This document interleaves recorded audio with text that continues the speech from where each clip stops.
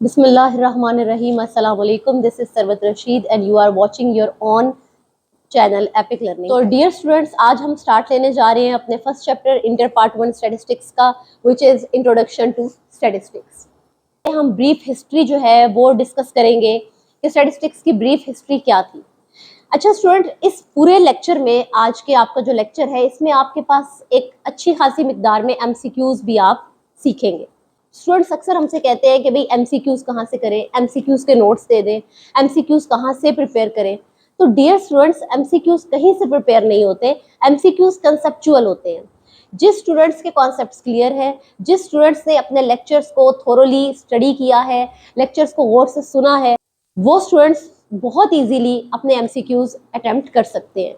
सो आज के लेक्चर को गौर से सुनिएगा। मैं साथ साथ आपको बताऊंगी कि इसमें कौन कौन से जो एमसीक्यूज हैं वो आपको पेपर में आ सकते हैं। चलते हैं बोर्ड की तरफ। तो स्टूडेंट्स, बात करते हैं सबसे पहले स्टैटिस्टिक्स की ब्रीफ हिस्ट्री की।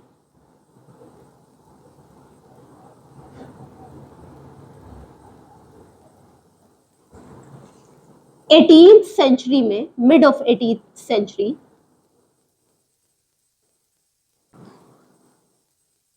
सेवनटीन 49 की बात है, जब एक जर्मन स्कॉलर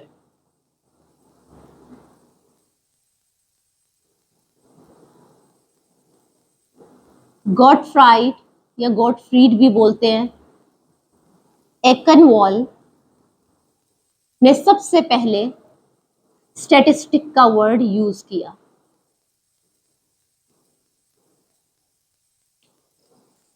स्टूडेंट्स, ये स्टेप में मैंने आपके सामने एक चीज लिख दी है। यहां पर आपके पास तकरीबन 5 एमसीक्यूज बन गए हैं। किस सेंचुरी में सबसे पहले स्टैटिस्टिक्स का वर्ड यूज हुआ? 18th सेंचुरी में। एग्जैक्ट ईयर कौन सा था? 1749।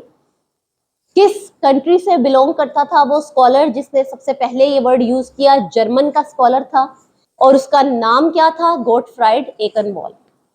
और जो वर्ड जर्मन लैंग्वेज में यूज किया गया था वो था स्टैटिस्टिक, एंड विद के। ये आपने थोड़ा सा जहन में रखना है।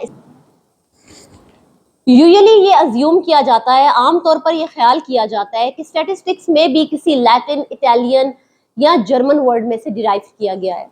यहां पर आपके लिए एक बहुत इंपॉर्टेंट चीज मैं आपके साथ डिस्कस करूंगी। लैटिन लैंग्वेज में अगर हम लैंग्वेज की बात करें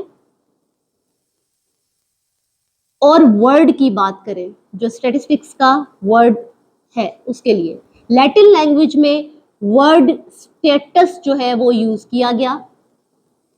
इटालियन में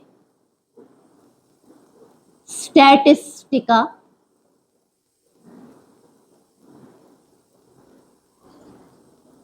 जर्मन लैंग्वेज में वर्ड जो यूज किया गया that was statistic, and with. यहां पर स्टूडेंट्स जो आप देख रहे हैं, मैंने 3 लैंग्वेजेस और उन लैंग्वेजेस में स्टैटिस्टिक्स का जो वर्ड आपको लिखा हुआ नजर आ रहा है, these 6 are very important MCQs. ये वाइस वर्सा करके भी आ जाते हैं कि लैटिन लैंग्वेज में कौन सा वर्ड यूज हुआ स्टैटिस्टिक्स के लिए, इटालियन में कौन सा हुआ, में कौन सा वर्ड यूज हुआ। या इस तरह भी हो सकता है कि स्टैटस किस लैंग्वेज का वर्ड है, स्टैटिस्टिका किस लैंग्वेज का वर्ड है और स्टैटिस्टिक किस लैंग्वेज का वर्ड है। ठीक है जी। इस तरह आपके पास 6 एमसीक्यूज ये हुए।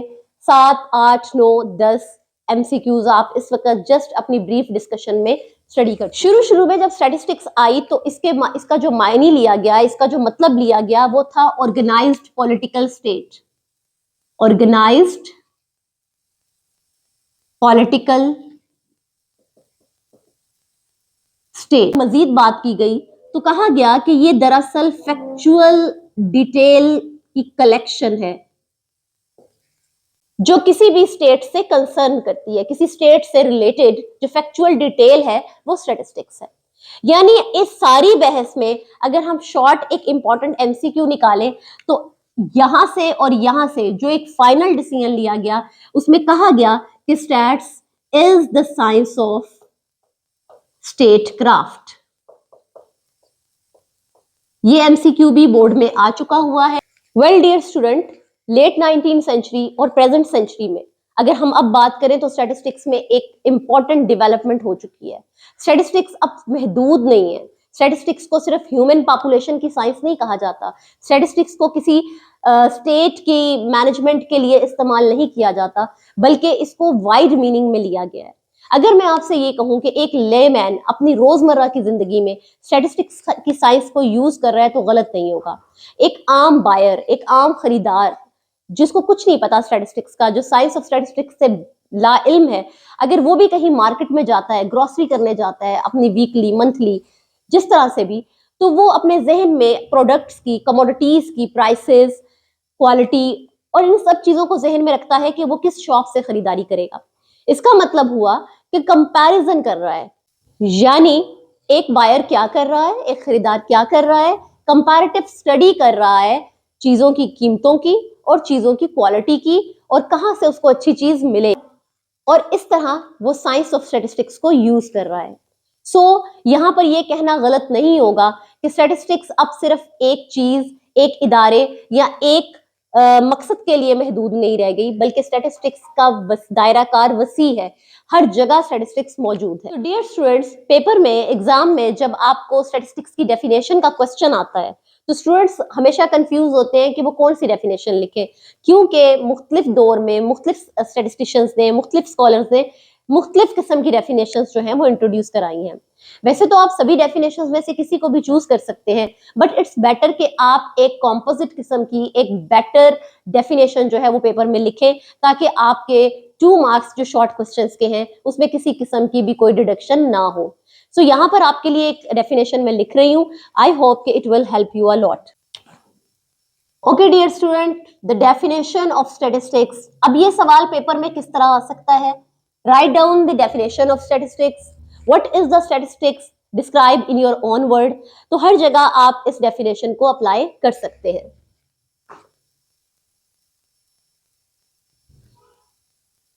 The applied mathematical science of collection, presentation, analysis, and interpretation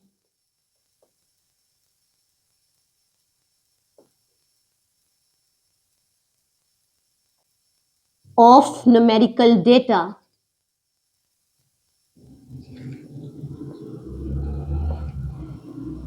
is called statistics.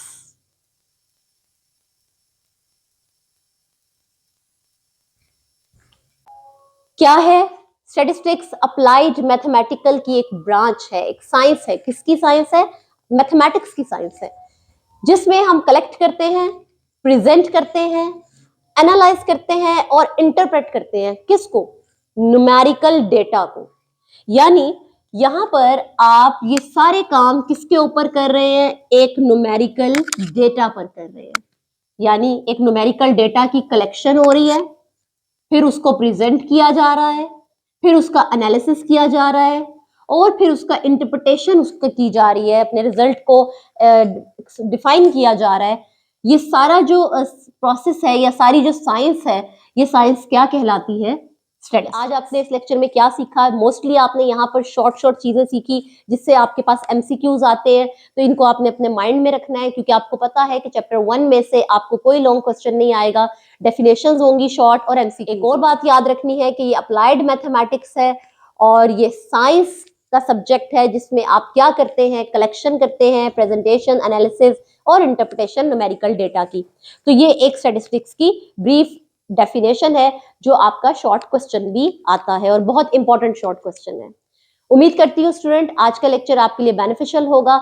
Next lecture में हम फर्दर मजीद कुछ टर्म्स को डिस्कस करेंगे। तब तक के लिए अपना ख्याल रखिएगा। अल्लाह हाफिज।